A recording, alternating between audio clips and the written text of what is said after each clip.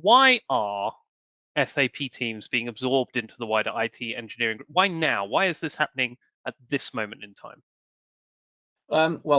There's a few different things that are all kind of happening at the same time. So, firstly, there's financial pressure. SAP teams have historically been quite expensive, ring-fenced units. They've operated separately from the rest of IT. They've had their own rules and being able to do kind of their own thing. And CFOs are looking at headcount and saying, well, why is the basis function and a Linux function sitting in two completely different cost centers? Shouldn't they, aren't they synergistic? Shouldn't they sit together?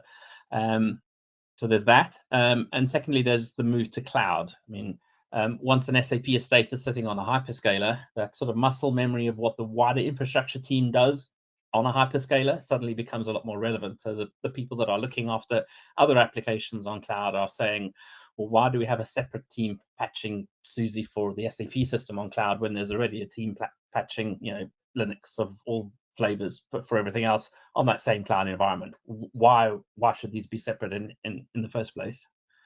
And let's not forget about the talent market and the talent pool in SAP, right? A lot of people who built these estates 20 years ago are the same people who work today as basis leads, infrastructure leads, senior SAP ops people, and so on. They're brilliant, right? But they're getting closer to retirement. There are fewer of them coming through. And arguably, the shift they now need to make to the newer SAP technologies is perhaps maybe easier from an outside IT background than it is to skill up with BTP, BDC, all the clouds, the new stuff for these people who have been around for a long time. If you could even find them, because they're getting fewer in number. So consolidating into a broader engineering group and cross training for many organizations is possibly a more cost effective, easier, and perhaps even in some cases the only viable path forward.